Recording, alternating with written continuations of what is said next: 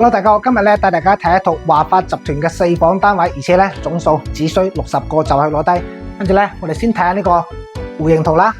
我哋呢度係一個108平方嘅3+1房，即係4房啊。嗱，我哋入門嘅左手邊咧，呢度係一個房間仔，可以作為一個書房或者兒童房都係冇問題嘅。跟住入到嚟我哋呢個客廳咧，就南北對流雙露台啊。再過嚟睇睇我哋呢個廚房啦 ，U 型嘅廚房，帶埋窗。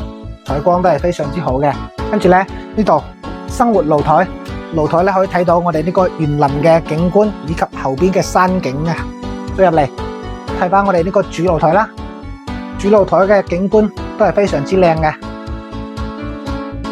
嗱，一線冇遮擋嘅別墅景觀，前邊呢啲別墅咧都係我哋呢個開發商自己起嘅咋，永久性嘅景觀。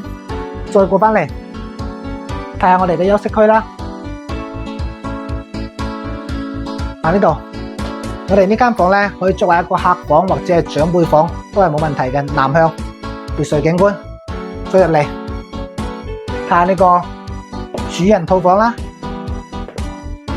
嗱，又係南向，又係別墅景觀。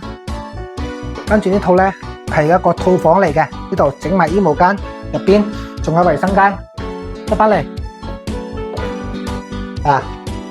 呢度。仲有個房間仔，再到公共嘅衛生間。嗱，似呢單位咁咧，依家總數60個，首期咧幾雞嘢，月供咧2000蚊就可以攞低噶啦。而且咧，我哋呢個樓盤仲有樓巴，可以直接喺度坐車翻到香港太子荃灣等地方嘅。距離港北口岸以及廣州大橋口岸咧，都係30分鐘左右嘅車程就可以到噶啦。如果對呢單位有興趣嘅朋友咧，歡迎評論區留言或者私信聯絡我，過嚟現場睇睇。